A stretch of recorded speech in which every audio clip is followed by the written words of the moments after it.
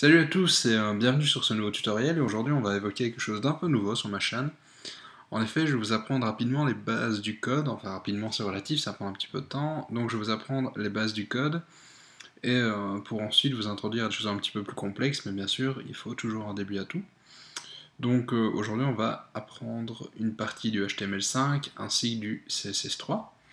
Le tutoriel sera divisé en plusieurs parties, une première où je vais vraiment faire la structure du site, donc le HTML, les fondations en somme, et une seconde où je ferai le CSS qui donnera le style au site. Donc n'hésitez pas à regarder les vidéos, les deux seront suivis, on reprendra la même structure sur la vidéo du CSS, et ensuite je posterai d'autres vidéos où on avancera et on parlera de web design un petit peu plus complexe pour évoluer vers des choses qui seront un peu plus développées. Ici ça reste relativement basique, on va voir les balises de base, les styles de base, apprendre un peu pour prendre la main sur tout ce qui est du code. Donc on va tout de suite créer un nouveau dossier. Moi je vais l'appeler web. Voilà. Et donc ce qu'on va faire, on va ensuite ouvrir un éditeur de texte. Pour coder, il existe plusieurs grands types d'éditeurs. Il y a Sublime Text 3 ou 2 au choix, qui est assez populaire. Il y a Notepad++ qui est assez populaire aussi. Il y a Espresso par exemple qui marche bien.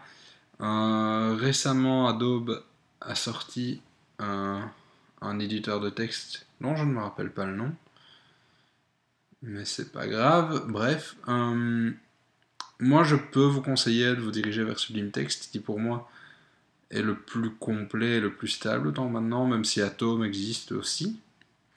Donc voilà, en tout cas moi j'utilise Sublime Text avec un petit plugin à gauche à droite, c'est assez pratique. Et donc on va pouvoir coder là-dessus d'une façon assez simple et avec une vision assez correcte du code.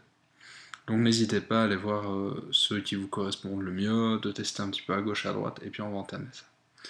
Donc ce qu'on va faire, on va tout de suite créer un premier fichier. Donc fichier nouveau. Hop, voilà. Et on va tout de suite l'enregistrer. Et donc ce fichier, on va le mettre dans notre dossier à la racine, on va l'appeler index.html. Et donc on va créer un fichier HTML qui sera lisible par un navigateur internet, par exemple Chrome ou Firefox ou autre. Et donc index sera toujours la page d'accueil de notre site. C'est la page qui sera à la base de notre structure et qui redirigera vers toutes les autres.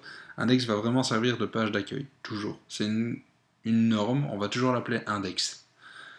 Donc sur cette page index, on n'en aura qu'une, bien évidemment. Je vais tout de suite mettre en place la structure du site, donc le code HTML. Il n'y aura pas de style, c'est vraiment la structure, c'est le dur, c'est les fondations, un peu comme si on construisait les caves d'une maison. Donc, avant toute chose, il y a toujours une structure de base dans un code HTML. Je vais la faire apparaître rapidement avec un plugin qui s'appelle Emmet. Voilà. Et donc, ça, c'est vraiment la structure basique de tout bon code HTML5. Je vais expliquer rapidement. On a le doctype qui permet de définir la version d'HTML qu'on va utiliser. Ici on utilise HTML5, mais par exemple il y avait l'XHTML 4.1 qui était HTML strict, donc il y avait par exemple le transitionnel, il y avait HTML3, il y avait HTML4. Voilà, HTML5 s'écrit toujours doctype HTML. Retenez-le, c'est le plus simple, même si, comme je l'ai dit, il existe un plugin qui s'appelle Emmet qui permet de générer ça. Ensuite, en dessous du doctype, il y a une balise, donc tout ce qui est entre j'allais dire crochet, ce n'est pas ça, entre les flèches, je veux dire des flèches, mais je n'arrive plus à trouver le nom, sont nommées des balises. Tout ça, c'est une balise. Noterez qu'il y a toujours une balise d'ouverture, comme ceci, et une balise de fermeture, avec un slash au début. Donc, il y a plusieurs balises principales pour un site. HTML, qui reprendra tout le site ensemble. On va mettre tout le contenu du site dans l'HTML. Le head, quelque chose qui n'apparaîtra pas, mais ça va permettre de donner des informations au navigateur sur le site. Par exemple, ici, on peut lui dire que c'est de l'UTF-8. L'UTF-8, ça permet d'avoir un encodage des caractères qui sera supportable par tous, on aura tous les documents, on pourra avoir le titre de la page. Après, par exemple, on lira notre CSS là-bas aussi, avec une balise link, que j'emploierai plus tard. Donc on va pouvoir donner plein de choses dans le head. C'est des informations qui n'apparaîtront pas pour l'utilisateur, il ne le verra pas visuellement, mais c'est très important de définir plein de choses. Ici on va rester relativement basique, avec une balise link, un title et un petit meta, mais dans un projet plus complexe, on abordera ça un petit peu plus en détail. Ensuite, en dessous de la balise head, on a la balise body, qui là va réellement contenir toute la structure de notre site, ce qui sera visible par l'utilisateur. Donc on va tout de suite s'y mettre. Et donc, première règle, quand on code, pour avoir un code correct, on indente toujours. C'est-à-dire qu'on ne va pas écrire une balise ici. Ce qu'on va faire, vu qu'on est à l'intérieur du body, c'est un enfant du body, on va faire une fois un slash, comme ça on sera indenté. Donc, ce que je vais faire au début, pour commencer notre site, vous voyez, ici j'ai un menu, et donc ceci c'est contenu dans une balise sectionnante, donc c'est des sections, notre site a plusieurs sections, et on appellera ça le header. C'est au-dessus le header qui contient le menu de navigation et le titre de mon site. Je vais donc créer une balise header, donc créer une balise header, avec sa balise d'ouverture ici, et sa balise de fermeture. Hop. Dans cette balise header, donc je veux avoir mon titre. Le titre le plus important de mon site, c'est lui qui va décrire mon site et qui va vraiment dire « Salut, je suis ce site-là ». Donc on va utiliser une balise de type H1. Et on va l'appeler mon site. Voilà. Donc, pourquoi est-ce qu'on utilise une balise H? En fait, H pour headings, ce qui signifie titre en anglais, et 1 parce que c'est le titre principal. Après, on peut employer plein de titres comme ça sur le site. On va utiliser un H2 pour un sous-titre, un H3 pour un sous-sous-titre, et des choses comme ça. Et ça va permettre en fait à l'utilisateur ou au navigateur de comprendre la suite logique du contenu, comprendre ce qui est en fond de quoi, et ce qui vient dans quel ordre d'importance. Donc le H1, il y en aura toujours un seul sur le site, ce sera un seul H1, il sera unique. Donc il n'y aura pas d'autres H1, il y aura des H2, des H3, etc., mais un seul H1, retenez-le bien. Donc on aura le H1 qui sera notre site, enfin le titre de notre site. Ensuite, on aura une balise nav pour navigation. Et donc, navigation, ça va contenir notre menu. Par convention, dans la navigation, on met toujours une liste pour lister les liens qu'il y aura dans la navigation. Pour ça, on va utiliser une unordered list, et donc une balise UL. Une balise UL, en fait, comme je viens de dire, ça va nous permettre de faire une liste non ordonnée. Voilà. Et donc, dans une balise non ordonnée, il nous faut des items qu'on va ranger, et donc on appelle ça un LI, list item. Et donc dans cette liste item, on va insérer un lien avec la balise A. Il y a sur chaque balise des attributs à employer, des attributs qui sont nécessaires, des attributs qui vont permettre, en fait, à notre balise, on va lui donner des attributs, donc ça porte bien son nom, on va lui définir des choses, on va lui donner certaines choses qui lui seront essentielles. Un lien, donc une balise A, a toujours besoin de deux choses au minimum. Un href,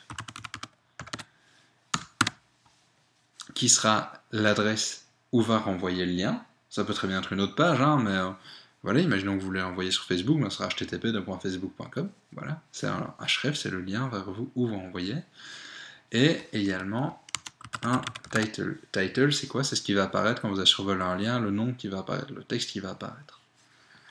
A noter que les attributs s'écrivent toujours de la même façon, c'est-à-dire qu'on a notre attribut, ici href, égale, et entre guillemets la valeur. Donc href, moi ici je ne vais pas mettre de valeur, vu que je ne veux pas que mon site renvoie quelque part, vu qu'ici je vais faire un lien pour la page d'accueil, et ici pour le title, donc pour décrire le lien, on va lui dire allez à la page d'accueil. Et donc ici à côté, dans le A, entre la balise d'ouverture du A et la balise de fermeture ici, on va écrire le texte qui va apparaître sur le lien. Et donc on va lui écrire home, par exemple. Je vais ensuite fermer la balise LI ici aussi. On peut regarder ce que ça va donner, et comme ça je vais après pouvoir vous expliquer un petit peu tout ça. Donc ce que je vais faire, je vais aller voir dans mon dossier, hop, et je vais ouvrir ma page. Donc on voit qu'on a bel et bien un titre ici, il a un minimum de style qui est le style par défaut, et une liste, on le voit bien ici avec la petite belette, avec un lien, home, qui, si je le survole, me dit bien via mon title, aller à la page d'accueil. Donc si je clique, on n'a pas mis l'adresse, donc forcément il ne se passe rien. Donc, ce qu'on va faire, on va mettre un deuxième lien, donc on va recréer un item de liste, on va recréer un A, on va appeler href, on va pas lui mettre d'adresse non plus, title égale, aller à la page de contact, imaginons. Hop, voilà, et je vais créer contact, hop, on va fermer le A, on va fermer le LI. Voilà, donc ici on a un menu relativement basique comme vous le voyez. Ce qu'on aimerait en fait pour après pour utiliser en CSS facilement, on va cibler ces choses-là. On va cibler ces éléments, ce qui vont nous permettre de plus facilement les cibler, donc leur appliquer des styles, leur dire je te veux en bleu, je te veux en vert, ou je veux que tu aies une image en fond, bref.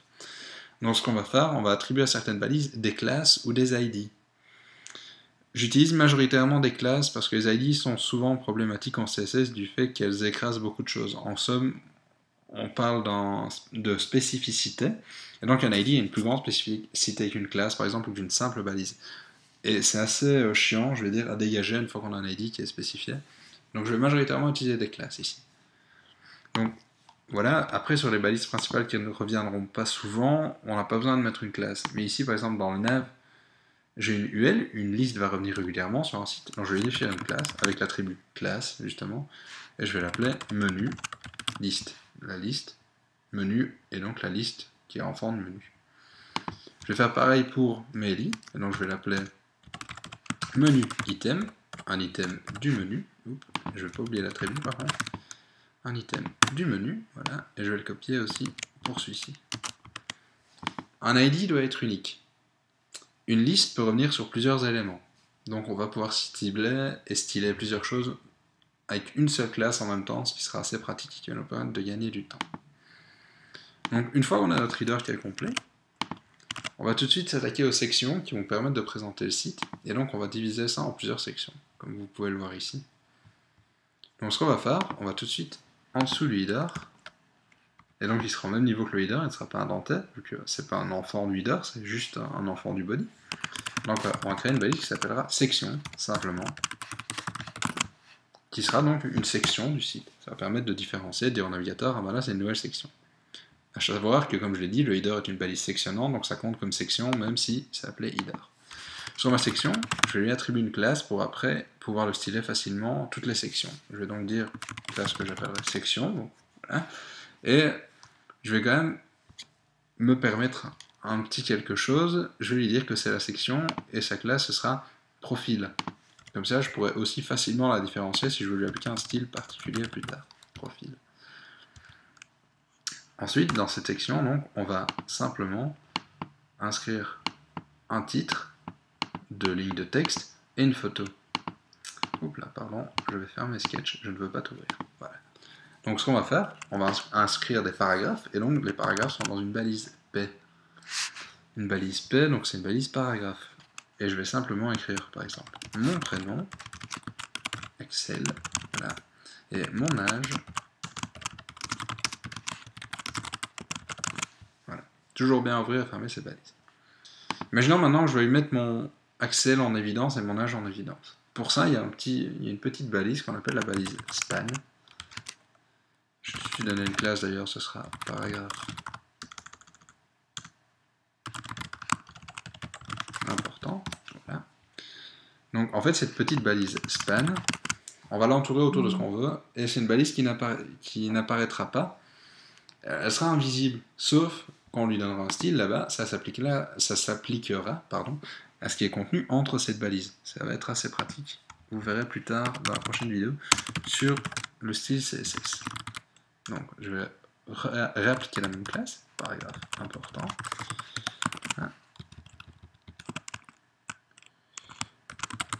Span. Voilà. Ensuite, en dessous de cette section, on a une image. Donc une image, on utilise la balise IMG. IMG, encore une fois, a des attributs dont il a besoin obligatoirement. C'est par exemple la balise SRC, et donc SRC, ça signifie source. On va dire au site, ben, l'image, tu vas aller la chercher là-bas. On peut utiliser une adresse internet, on peut lui coller une adresse internet, il n'y a pas de souci. Mais ce qu'on peut faire aussi, on peut lui donner un lien qui est dit relatif, c'est-à-dire un lien où il va aller chercher dans les dossiers dans lesquels le fichier est contenu. Le fichier index, par exemple, dans lequel il est contenu, on va lui dire, eh ben, par rapport à toi où tu es maintenant, tu vas aller chercher la photo là-bas. Donc moi, je vais récupérer une photo de moi, vous pouvez mettre la photo que vous voulez, hein. Je vais coller la racine. Donc je vais simplement inscrire ici, moi.jpg, qui sera le nom de ma photo. Il n'y a pas de dossier à parcourir, qui sont vraiment la même racine, donc pas besoin de s'en inquiéter. Donc je vais appeler moi.jpg, et ici, le second attribut obligatoire, c'est l'attribut alt, c'est au cas où l'image n'est pas chargée.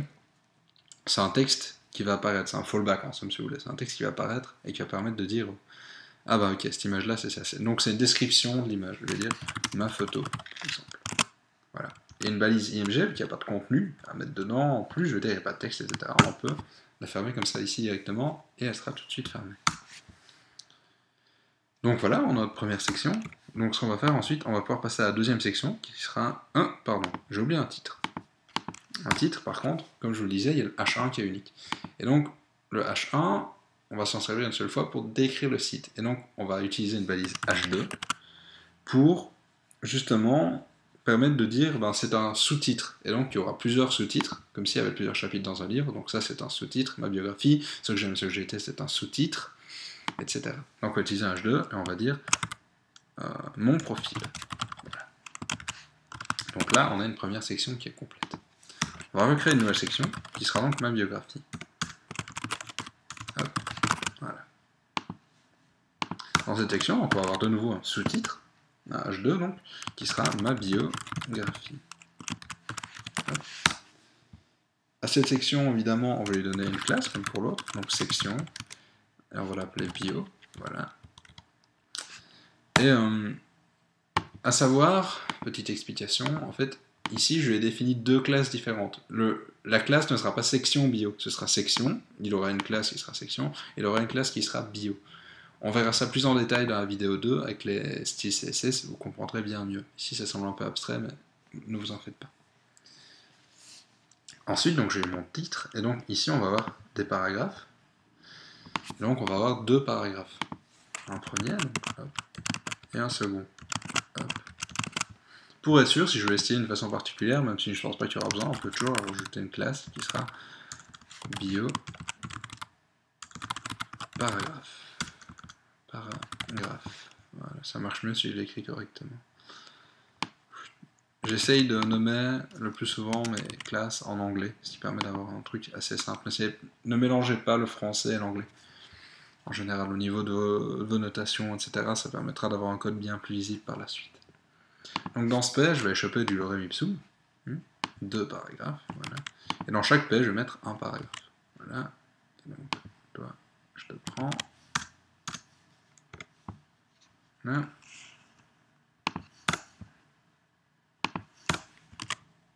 Voilà. Donc là, j'ai mes deux paragraphes maintenant. Oups, pardon, c'est pas la bonne page. Voilà, donc on a notre photo qui est là, et on a bien nos deux paragraphes. Ensuite, ce qu'on va faire, on va créer une nouvelle section, encore une fois, où là, on va de nouveau avoir une liste qui va apparaître.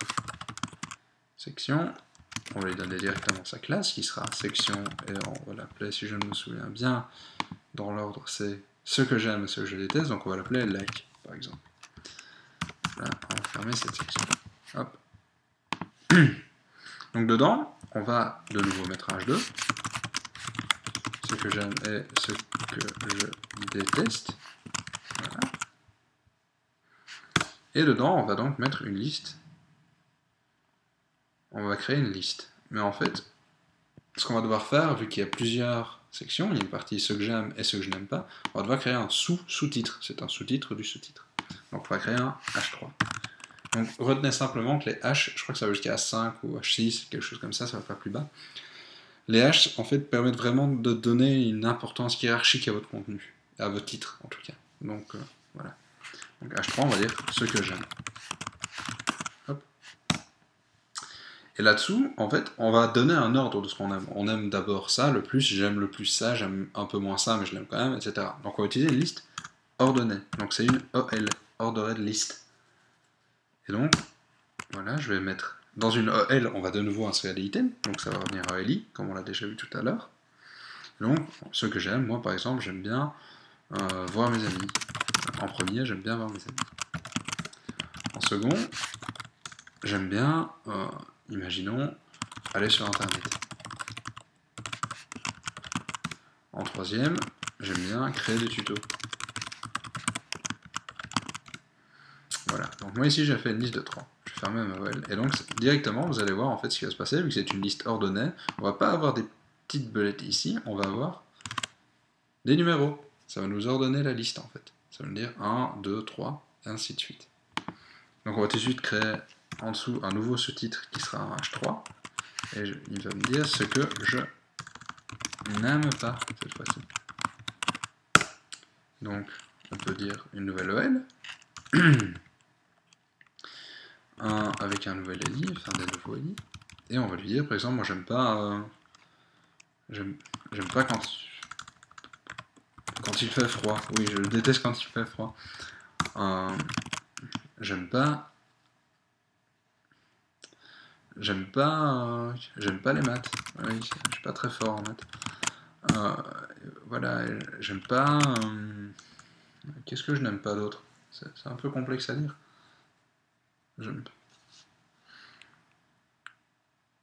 J'aime pas les vêtements qui grattent. Voilà.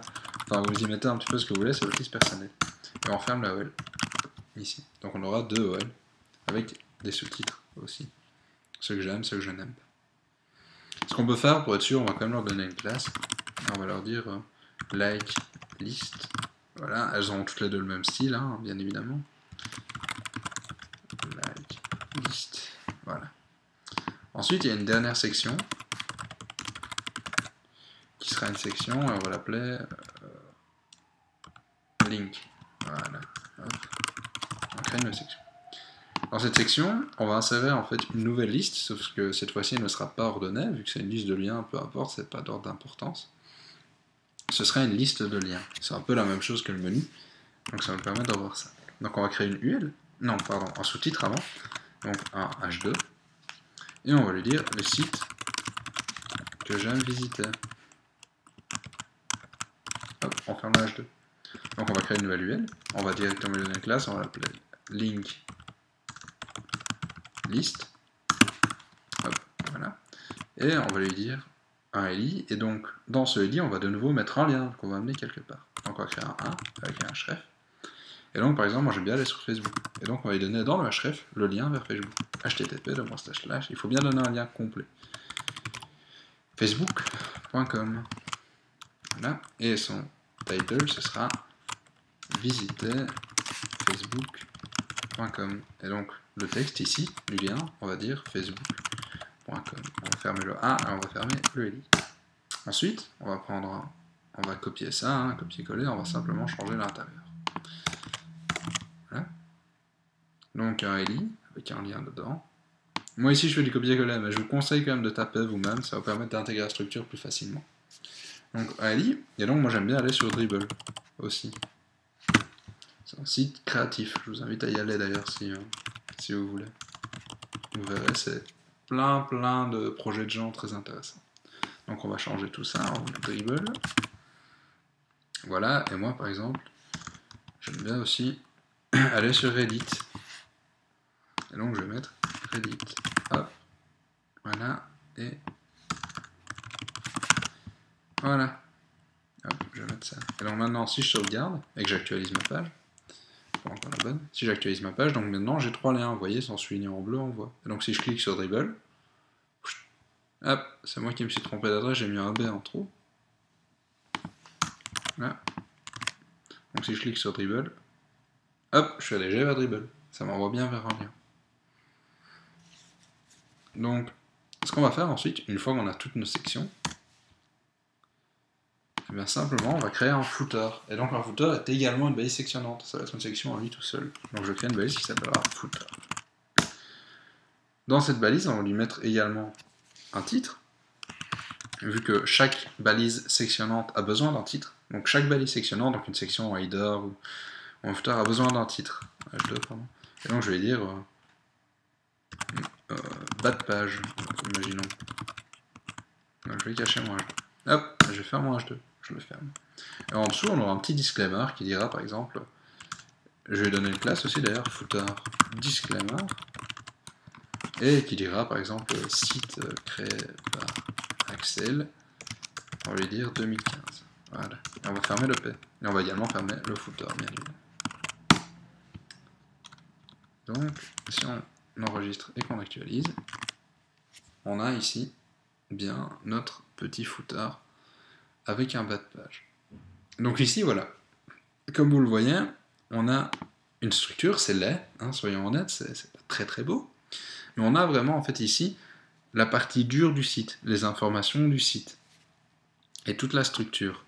Donc si par exemple vous faites un clic droit, procède à l'inspection de l'élément sous Chrome, vous voyez ici on a vraiment notre section, hop, avec notre petite balise, avec le header, le H1, jusqu'à le menu de navigation aussi, et toutes les sections et le footer. Par contre, ici, on voit qu'on n'a pas de nom pour notre onglet. Et donc ça se passe dans la balise title, dans le URL. Donc moi je l'appelais apprenez à me connaître. Hop, j'enregistrais. Et hop, ici, voilà, le title. C'est par exemple aussi le titre qui apparaîtra quand on fera une recherche Google. Les sites, les noms des sites, ce sera la balise title. Donc voilà, ici on a une base relativement correcte, c'est un petit site, hein, ça va prendre, c'est vraiment le début pour les balises, mais vous avez ici les balises principales qui sont utilisées la majorité du temps. Donc, n'hésitez pas à retaper plusieurs fois, aller à gauche à droite, tenter peut-être une autre structure, mais restez dans ces bases-là. Et donc ce qu'on va faire maintenant, une fois qu'on a tout ça, dans la seconde vidéo, je vais commencer à m'occuper du style pour arriver à quelque chose qui ressemblera à ça, qui sera déjà beaucoup plus joli et beaucoup plus présentable.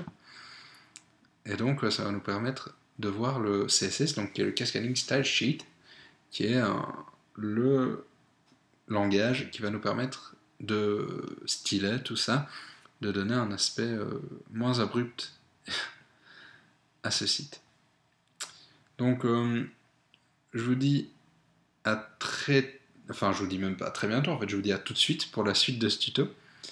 Donc on va reprendre les mêmes bases, ne touchez pas à vos fichiers bien évidemment. À tout de suite.